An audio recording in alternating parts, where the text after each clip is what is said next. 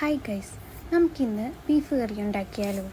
അതിനായിട്ട് ഞാനിവിടെ 1 കിലോയോളം ബീഫ് എടുക്കുന്നുണ്ട്. ഇത് നമുക്ക് നല്ലപോലെ കഴുകി വൃത്തിയാക്കി കുക്കറിലേക്ക് മാറ്റാം.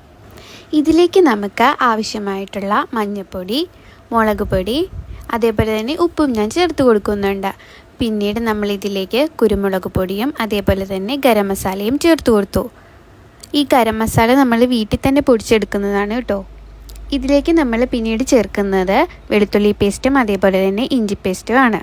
ഇത് നമ്മൾ നന്നായിട്ട് മിക്സ് ചെയ്ത് കൊടുക്കുന്നുണ്ട്. ഇതിലേക്ക് നമ്മൾ കറിവേപ്പിലയും അതേപോലെ തന്നെ 2 പച്ചമുളകും കീറിയിടുന്നുണ്ട്. എന്നിട്ട് നമുക്കിത് അടുപ്പിൽ വെച്ച് വേവിക്കാം. നമ്മളിവിടെ വെള്ളമൊന്നും ഒഴിച്ചു കൊടുത്തിട്ടില്ല കേട്ടോ. ഓൾറെഡി ആ ബീഫിലുണ്ടായിരുന്ന വെള്ളം തന്നെ ഇറങ്ങി വന്നതാണ്. അത് വെച്ചിട്ടാണ് നമ്മളത് വേവിച്ചെടുക്കുന്നത്. നമ്മൾ ഒരു 6 വിസിൽ കേൾക്കുന്നത് വരെ നമ്മൾ കുക്കർ വെച്ചിട്ട് വേവിച്ചെടുക്കുന്നുണ്ട് ബീഫ്. അതിനുശേഷം നമുക്ക് ഇതിലേക്ക് ആവശ്യമായിട്ടുള്ള സവാള റെഡിയാക്കി എടുക്കാം. സവാള അരിഞ്ഞെടുത്തതിന് ശേഷം നമ്മളത് കുക്കറിൽ വെച്ച് ഒരു 2 വിസിൽ കേൾക്കുന്നത് വരെ വേവിച്ചെടുക്കുന്നുണ്ട് കേട്ടോ.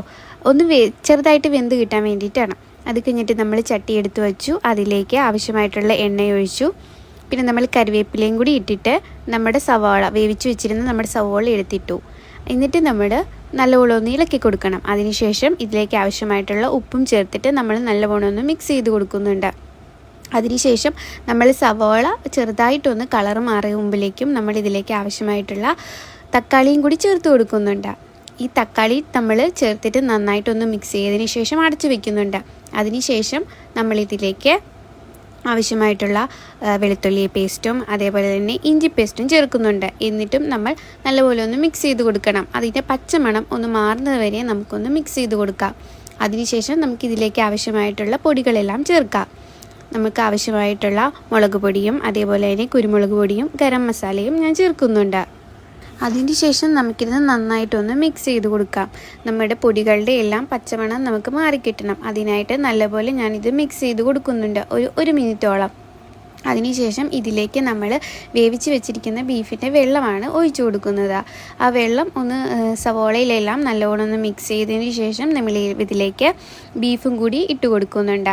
എന്നിട്ട് നല്ലപോലെ ഇളക്കിയതിന് ശേഷം നമുക്ക് ഒന്ന് അടച്ചു വെച്ച് വേവിക്കാം.